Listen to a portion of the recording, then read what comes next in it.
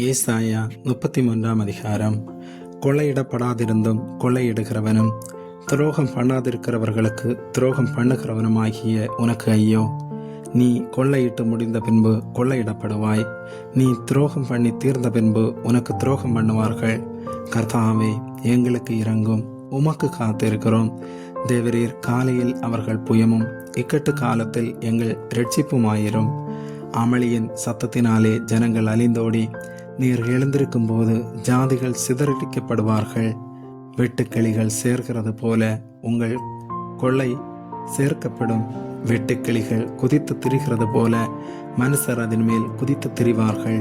கர்த்தர் உயர்ந்தவர், அவர் உன்னதத்தில் வாசமாயிருக்கிறார். அவர் சீயோனை நியாயத்தினாலும் நீதியினாலும் நிரப்புகிறார். பூரண இரட்சிப்பும் ஞானமும் அறிவும் உன் காலங்களுடைய உறுதியாயிருக்கும். கர்த்தருக்கு பயப்படுகிறதலே அதன் பொக்கிஷம். இதோ அவருடைய பராக்கிரமசாலிகள் வெளியிலே அலறுகிறார்கள். சமாதானத்து ஸ்தானாதிபதிகள் மனங்கசந்து அழுகிறார்கள். பாதைகள் பாழாயின, வழிப்போக்கர் இல்லை. உடன்படிக்கையை மீறுகிறான், நகரங்களை இகழ்ச்சி பண்ணுகிறான், மனுஷனை எண்ணாதே போகிறான். தேசம் துக்கித்து உடாய்த்திருக்கிறது. லீபனோன் வெட்கி வாடுகிறது. சாரோன் வனாந்தரத்துக்கு ஒப்பாயிருக்கிறது. பாசானும் கர்மேலும் பாழாக்கப்படுகிறது. இப்பொழுது எழுந்தருளுவேன், இப்பொழுது உயருவேன், இப்பொழுது மேன்மைப்படுவேன் என்று கர்த்தர் சொல்லுகிறார். பதரை கற்பந்தரித்து தாளடியை பெறுவீர்கள். அக்கினியைப் போல் உங்கள் சுவாசமே உங்களை பட்சிக்கும். ஜனங்கள் சுண்ணாம்பை போல நீட்டப்படுவார்கள். வெட்டப்பட்ட முட்செடிகளைப் போல தீயில் எரிக்கப்படுவார்கள். தூரத்தில் உள்ளவர்களே, நான் செய்கிறதை கேளுங்கள். சமீபத்தில் இருக்கிறவர்களே, என் பராக்கிரமத்தை அறிந்து கொள்ளுங்கள் என்கிறார். சியோனில் உள்ள பாவிகள் திகைக்கிறார்கள். மாயக்காரரை நடுக்கம் பிடிக்கிறது. பட்சிக்கும் அக்கினிக்கு முன்பாக நம்மில் தரித்திருப்பவன் யார்?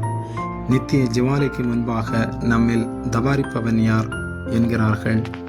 நீதியாய் நடந்து செம்மையானவைகளை பேசி எடுக்கண் செய்வதால் வரும் ஆதாயத்தை வறுத்து பரிதானங்களை வாங்காதபடிக்கு தன் கைகளை உதறி இரத்தம் சிந்துவதற்கான யோசனைகளை கேளாதபடிக்கு தன் செவியை அடைத்து பொல்லாப்பை காணாதபடிக்கு தன் கண்களை மூடுகிறவனவனோ அவன் உயர்ந்த இடங்களில் வாசம் பண்ணுவான். கண்மலைகளின் அரண்கள் அவனுடைய உயர்ந்த அடைக்கலமாகும்.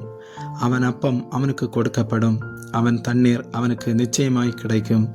உன் கண்கள் ராஜாவை மகிமை பொருந்தனவராக காணும். தூரத்திலுள்ள தேசத்தை பார்க்கும். உன் மனம் பயங்கரத்தை நினைவு கூறும். கணக்கன் எங்கே? தண்டல்காரன் எங்கே? கோபுரங்களை எண்ணினவன் எங்கே?